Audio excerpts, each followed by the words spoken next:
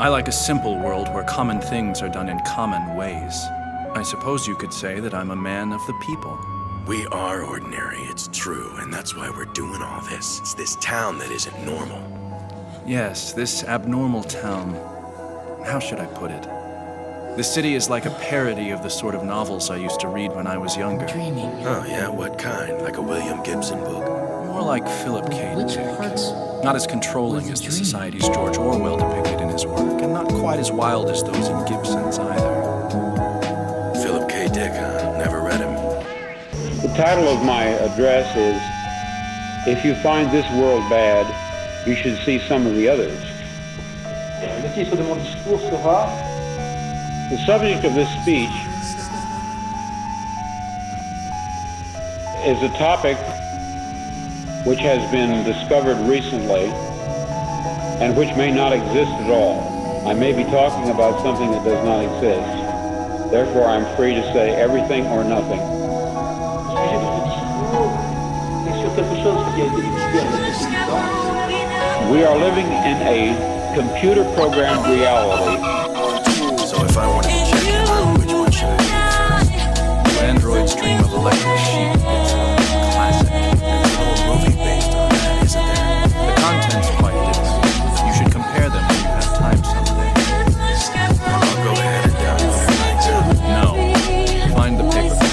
E-books like Got all the same words.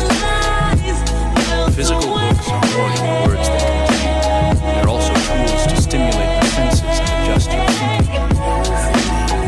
When I don't feel well, I'll stare at a page forever before realizing I haven't absorbed.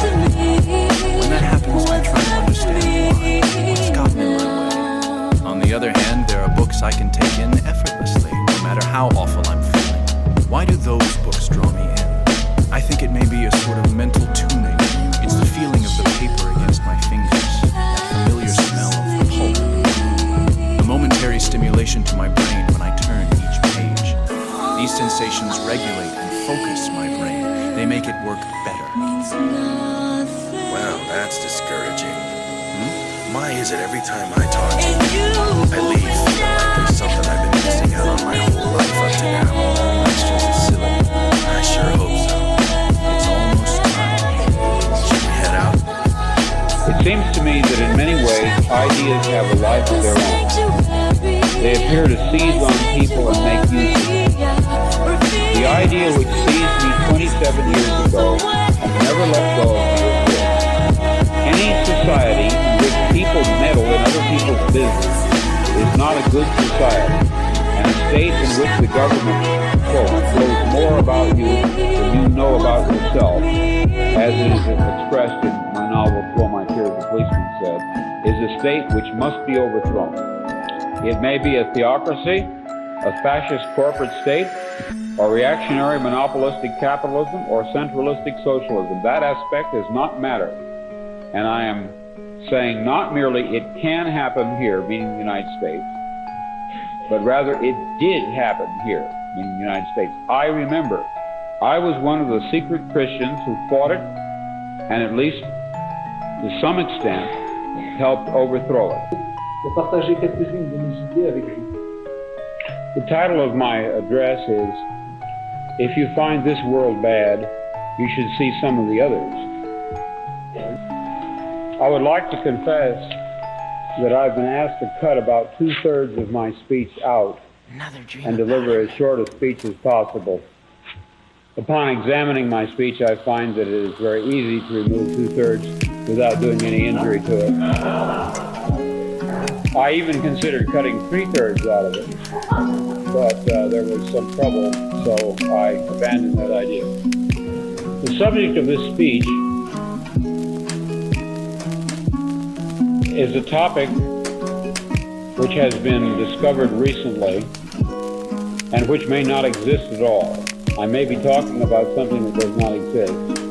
Therefore, I'm free to say everything or nothing.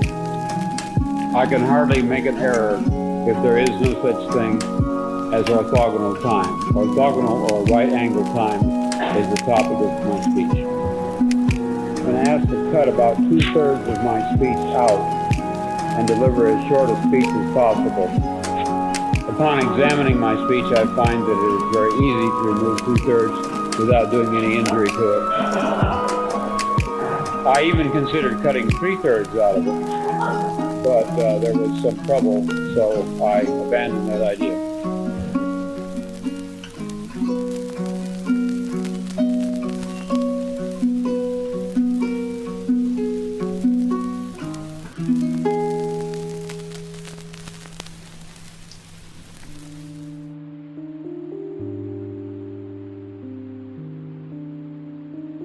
Their bad side and they'll destroy you. No one would miss me. That's not true. I would. We are accustomed to supposing that all change takes place along the linear time axis, from past to present to future. The present is an accrual of the past and is different from it. The future will accrue from the present on and be different yet. That an orthogonal or right-angled time axis could exist, a lateral domain in which change takes place, processes occurring sideways in reality, so to speak, this is almost impossible to imagine. How would we perceive such lateral changes? What would we experience? What clues, if we are trying to test out this bizarre theory, should we be on the alert for? In other words, how can change take place outside of linear time at all, in any sense, to any degree? Let me present you with a metaphor. Let us say that there exists this very rich patron of the arts. Every day on the wall of his living room above his fireplace, his servants hang a new picture, each day a different masterpiece, day after day, month after month. Each day the used one is removed and replaced by a different and new one. I shall call this process change along the linear axis. But now let us suppose the servants temporarily running out of new replacement pictures. What shall they do in the meantime? They can't just leave the present one hanging. Their employer has decreed that perpetual replacement, that is to say, changing the pictures, is to take place. So they neither allow the current one to remain, nor do they replace it with a new one. Instead, they do a very clever thing. When their employer is not looking, the servants cunningly alter the picture already on the wall. They paint out a tree here, they paint in a little girl there, they add this, they obliterate that, they make the same painting different, and in a sense new, but as I'm sure you can see, not new in the sense of replacing it. When I don't feel well, I'll stare at a page forever before realizing I haven't absorbed a word. When that happens, I try to understand why. What's gotten in my way? On the other hand, there are books I can take in effortlessly, no matter how awful I'm feeling. Why do those books draw me in? I think it may be a sort of mental tuning.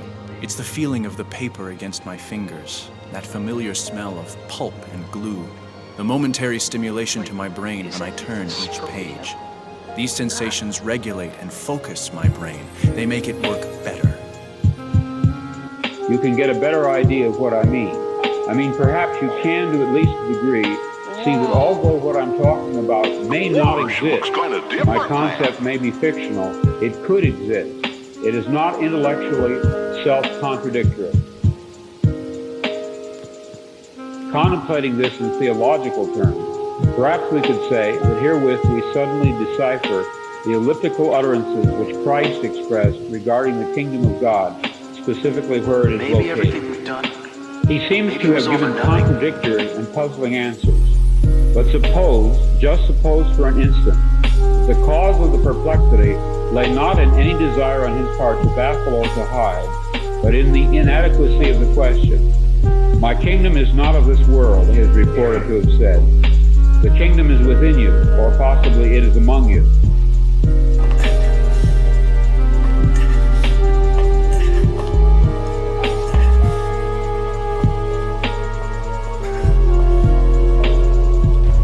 What in the hell am I looking at here?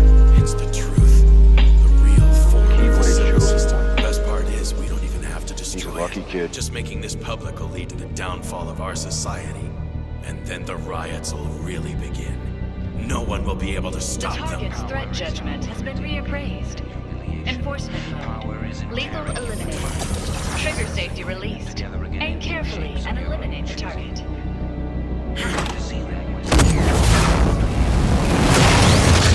Opposite of the stupid hedonistic utopias that the old people recommend.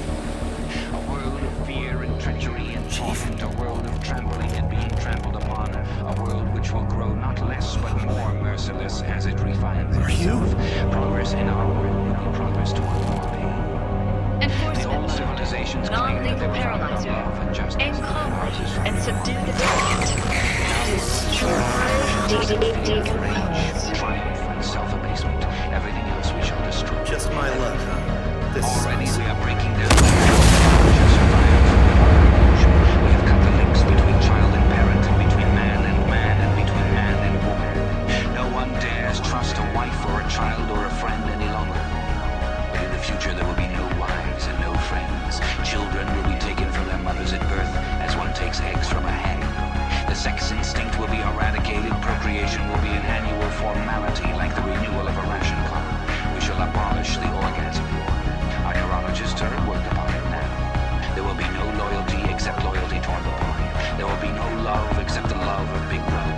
There will be no laughter except the laugh of triumph over a defeated enemy.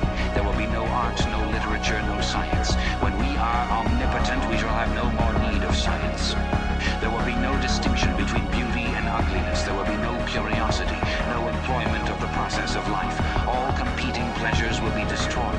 But always, do not forget this, Winston, always there will be the intoxication of power, constantly increasing and constantly growing subtler. Always, at every moment, there will be the thrill of victory, the sensation of trampling on an enemy who is helpless. If you want a picture of the future, imagine a boot stamping on a human face forever.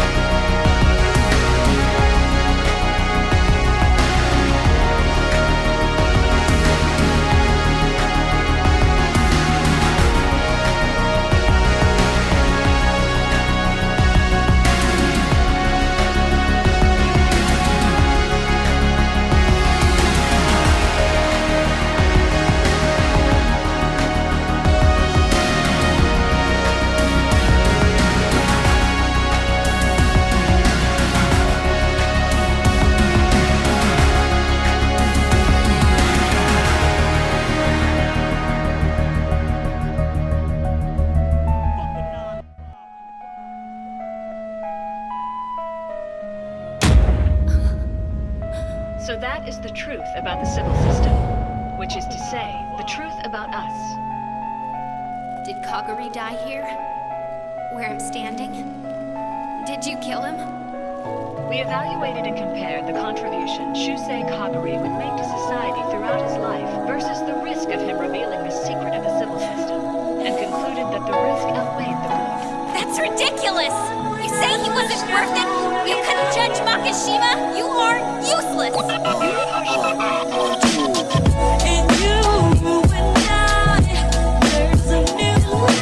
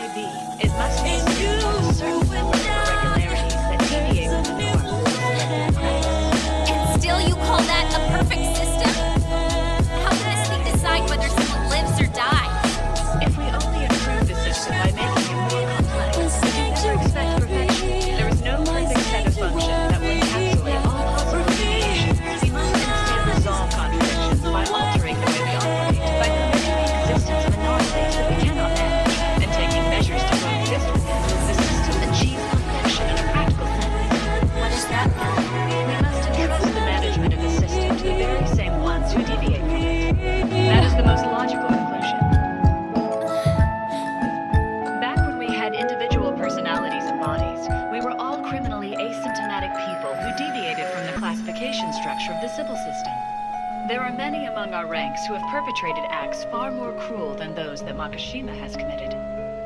Wait, are you saying Sybil's some monster made up of evil people's brains, and this monster's been running our world? First, we must reject relative valuations and labels, such as good or evil. Only then can an absolute system be established. What society needs is a perfect and infallible system. Who manages it and how it is managed are irrelevant. That's just nonsense! In a truly completed system, the operator's will is not questioned. Rather, our will itself is the system. Another dream about him. To the beautiful. And Christ was saying over and over again that there really are many objective realms somehow related and somehow bridgeable by living, not dead men, and that the most wondrous of these worlds was a just kingdom in which either he himself or God himself or both of them ruled. And he did not merely speak of a variety of ways of subjectively viewing one world. The kingdom was and is an actual different place at the opposite end of continuous, starting with slavery and utter pain. It was his mission to teach his disciples the secret of crossing along this orthogonal path. He did not merely report what lay there. He taught the method of getting there. I'm curious. Do you think Lavinia was happy at last? Finally liberated from her violated body? It's like Saturninus says in Act 5 just before Titus kills her, because the girl should not survive her shame, and by her presence still renew its sorrows. Even beautiful flowers eventually wither and fall.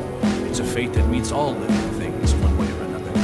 Knowing that sad fact, it's only natural to want to stop time, preserving the blossom while still in full bloom. But if you did truly love the girl as though she were your own daughter, do you believe that you too would be moved to say, "Killed her for whom my tears have made me blind," as Titus was?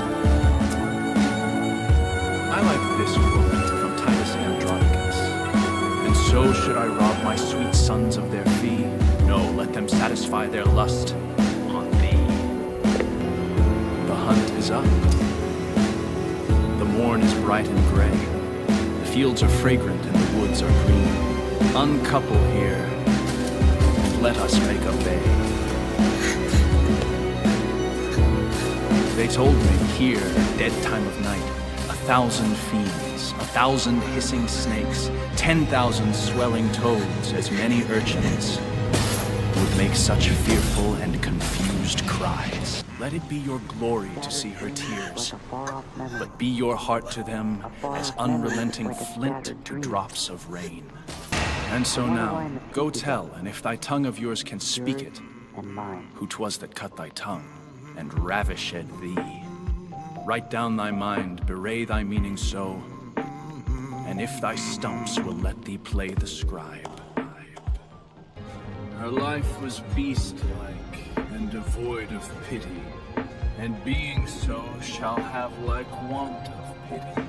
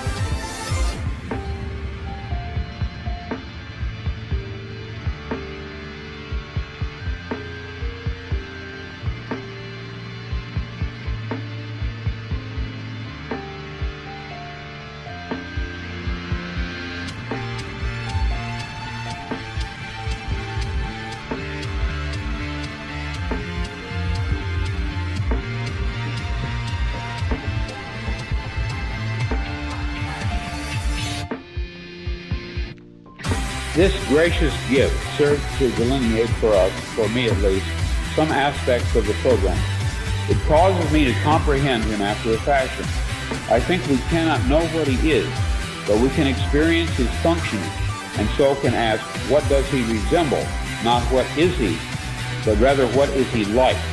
First and foremost, he controls the objects, processes, and events in our space-time world.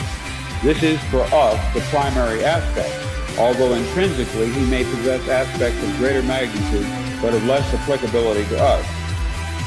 I have spoken of myself as a reprogrammed variable, and I have spoken of him as a programmer and reprogrammer. During a short period of time in March of 1974, at the moment in which I was re-synthesized, I was aware perceptually, which is to say aware in an external way of his presence.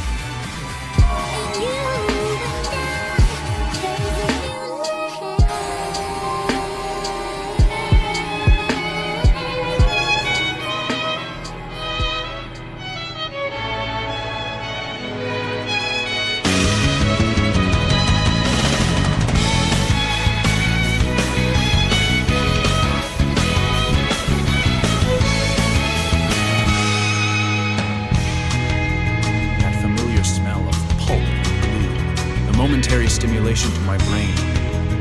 That familiar smell of pulp and glue. The momentary stimulation to my brain when I turn each page. These sensations regulate and focus my brain. They make it work better.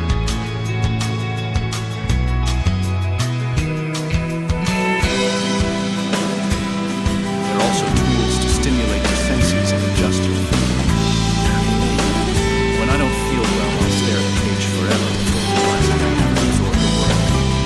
When that happens, I try to understand what's gotten in my way. On the other hand, there are books I can take effortlessly, no matter how awful I feel. Why do those books draw me? I think it may be a sort of mental tune. It's the feeling of the paper against my fingers, that familiar smell of pulp, the momentary stimulation of my brain when I turn to each page. These sensations regulate and focus my brain. They make it work better.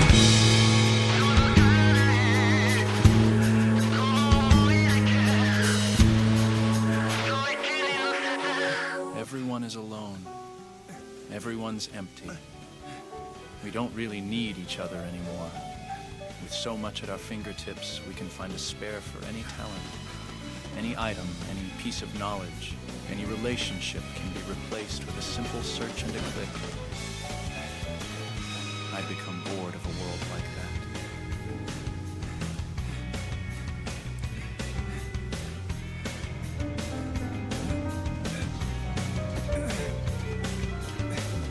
But for some reason, some feeling I can't explain, the thought that someone other than you might kill me, that never even crossed my mind.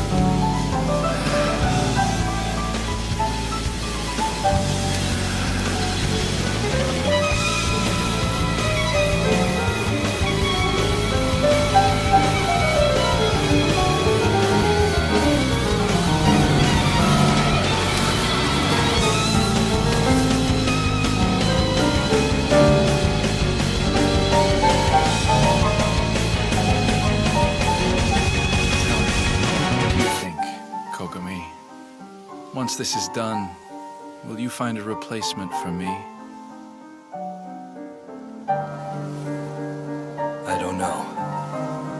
I sure as hell hope not.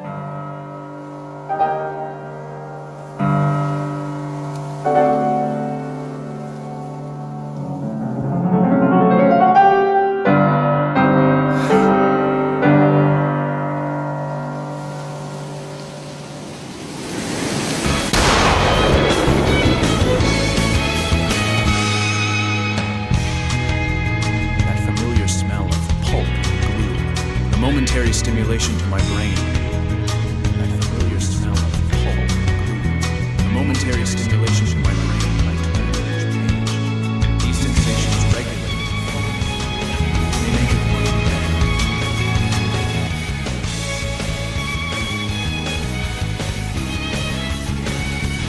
They're also tools to stimulate your senses and adjust your thinking.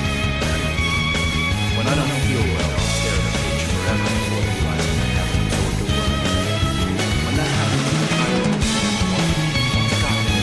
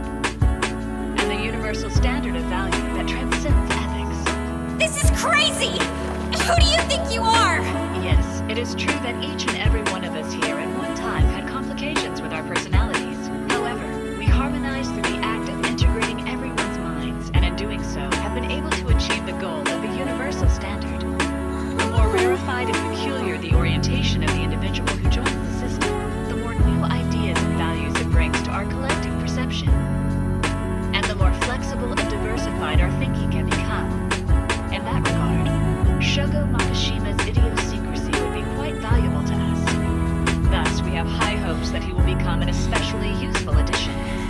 Attaining a logical society in which various contradictions and inequalities are resolved. That is, after all, the ultimate happiness sought by the rational human mind.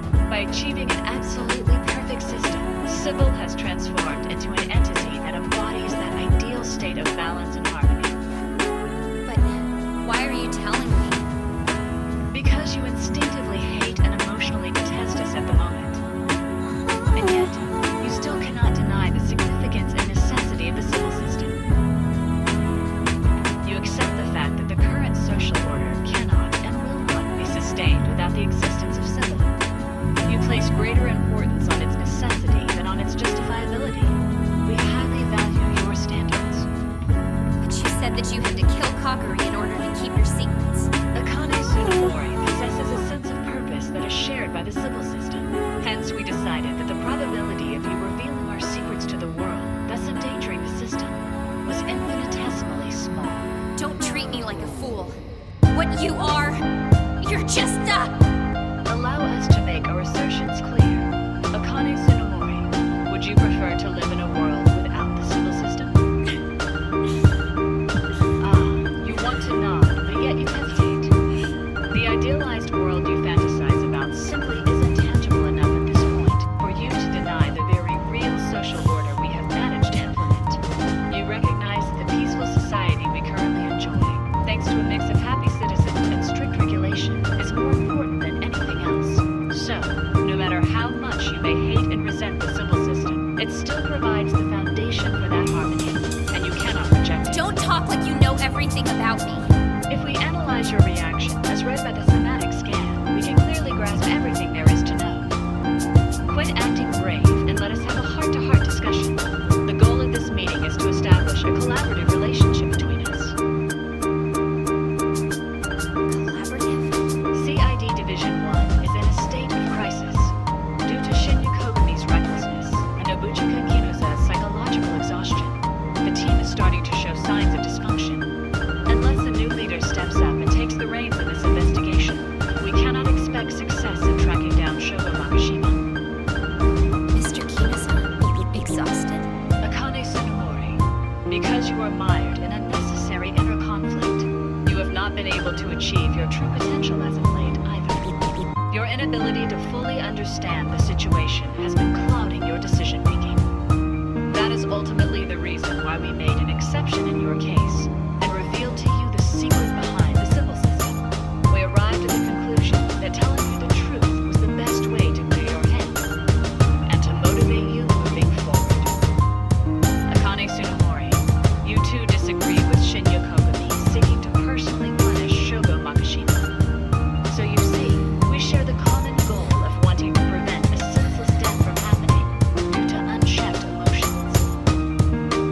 I think that Makishima's crime should be judged through proper channels, that's all. And the same goes for you guys. If any of you broke the law in the past, then you should be punished for your actions accordingly. Our contributions to society are more than enough to compensate for any damages we may have caused in the past. Isn't that convenient? The entire future will be set in stone in less than 3 minutes. How depressing. Come on, Yuki. Your score on the final exam couldn't have been that terrible. Oh, it was the worst. I wonder what kind of crummy job I'll get stuck with. But if we were living in the days before Sybil, our destinies would have just been left to chance. So if you think about it, we're a lot better off now. I envy you. You're bound to wind up with a bunch of aptitudes, Kaori. You get to choose what you want to do. Hey, it's not like I did as well as Akane. Did you see the score that she got? She scored 700. Can you believe that? I've always just been kind of lucky when it comes to tests, that's all.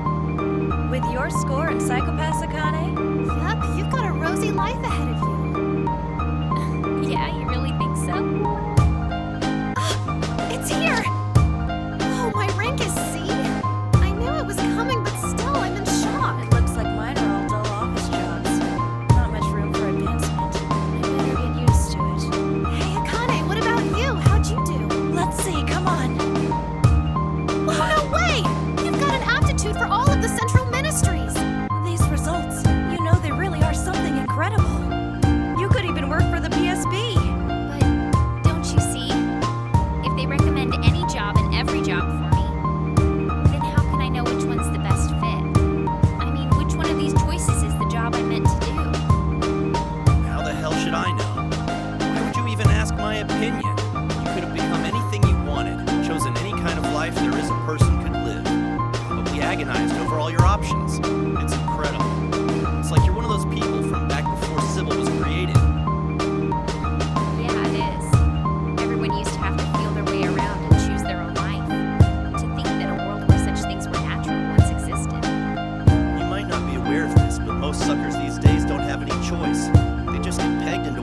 position the civil system thinks they're right for. And yet here you are, with all the options in the world, talking about making sense of your life, finding your purpose in the universe. I guess.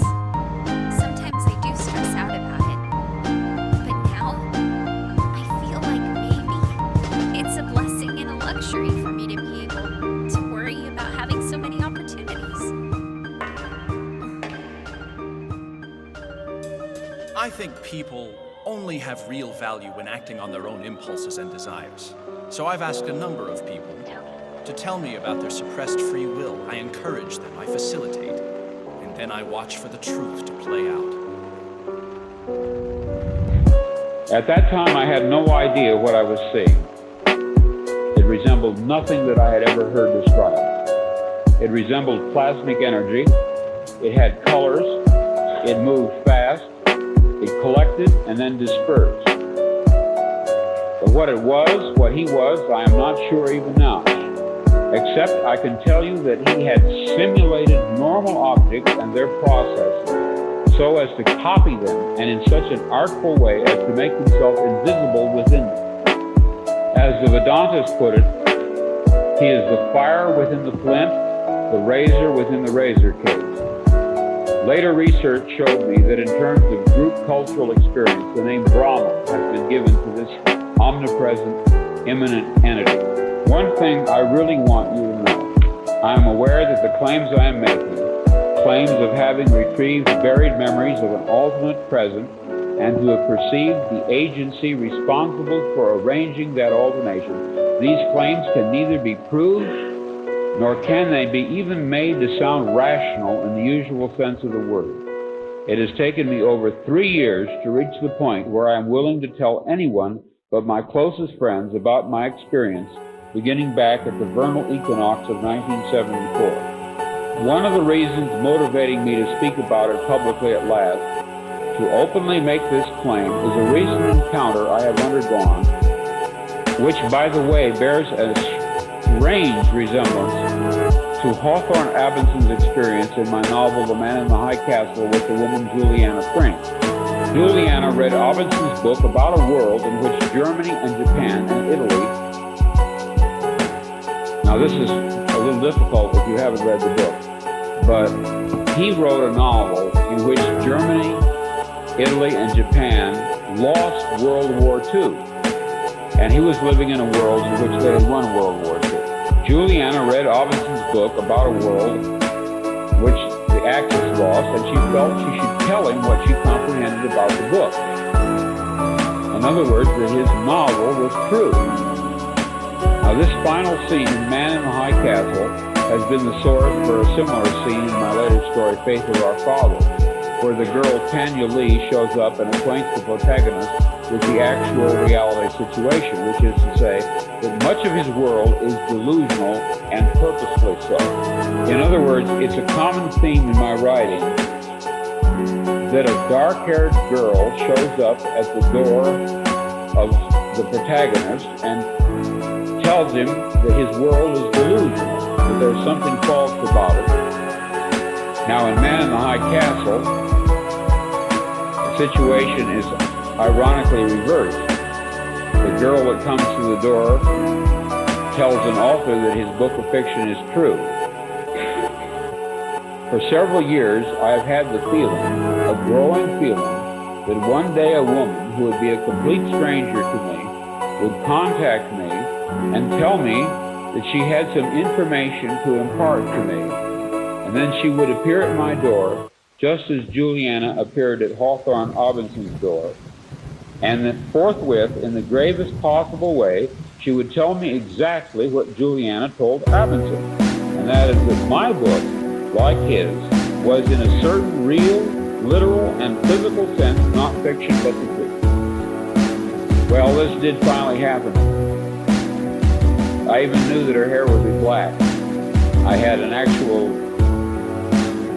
complete sense of what she would look like and what she would say. My door, and I am speaking of a woman who had systematically read every single novel of mine, which is more than 30 novels, as well as many of my stories. She did appear she was a total stranger, and she did inform me of this fact, that some of my fictional works were, in a literal sense, true. Now, I had posited in 1974, when my memories of this alternate world came back, that if these memories were authentic, that it was only a matter of time before a contact, a cautious, guarded probing by someone would occur, initiated by a person that read my books and for one reason or another reduced the actual situation. I mean, knew what the significant information was which the books and stories carried. Now, this woman knew from my novels and stories which world I had experienced, which of the many. What she could not determine until I told her was that in February of 1975, I had passed across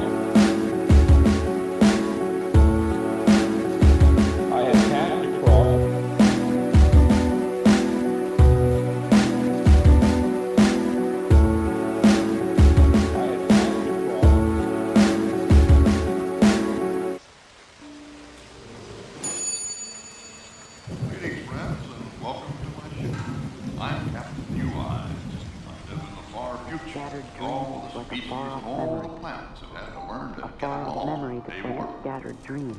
That's the truth, Skipper. I want to line the pieces my up. brain grain cereal. And now in my golden years, I'm trying to give something back. I'm trying to make a few wishes come true.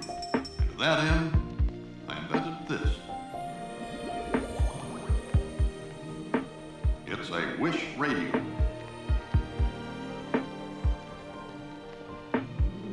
With it, I can hear what people are wishing for, especially young people, because they wish the loudest. Now, let me tune in this one station in the middle future.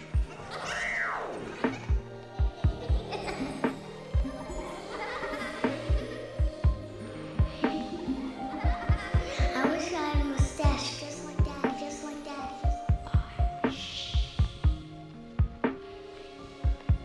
I wish my sister was nicer too.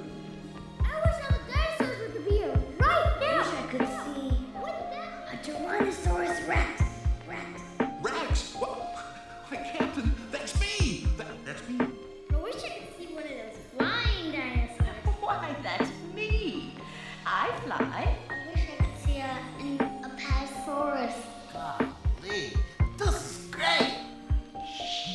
I wish I could see a Triceratops. I wish I could see more dinosaurs. Dinosaurs! Son of a dinosaur. That's us. That's right, that's you. There are a lot of children down there in this one particular time that miss you. And they're wishing for you. I've never heard a louder wish. So I gave you all brain grain. And now you're smart enough to make up your own minds. Who's that? They're young people, boys and girls. They want to meet you. What do you say?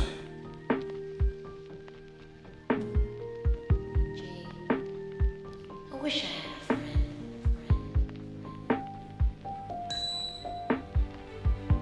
We'll do it. Why not? I'd love to. By all means. I wish I had a Thanksgiving hat.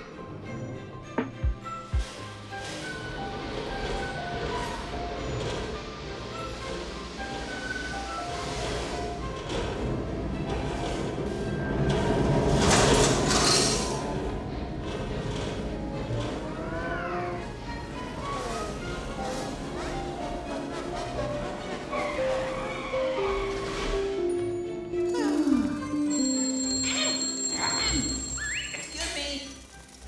Captain New Eye, sir. We tried. Why did Thank you they for. choose me? You may open the pod bay doors. I have You can't turn on the organization. You get on their bad side and they'll destroy you. This stuff. Look at all those lights. That's not true. And you and I, there's a new Now there are two people you should know about. One person is there to help you. Her name is Julian Lee. my sanctuary, where fears and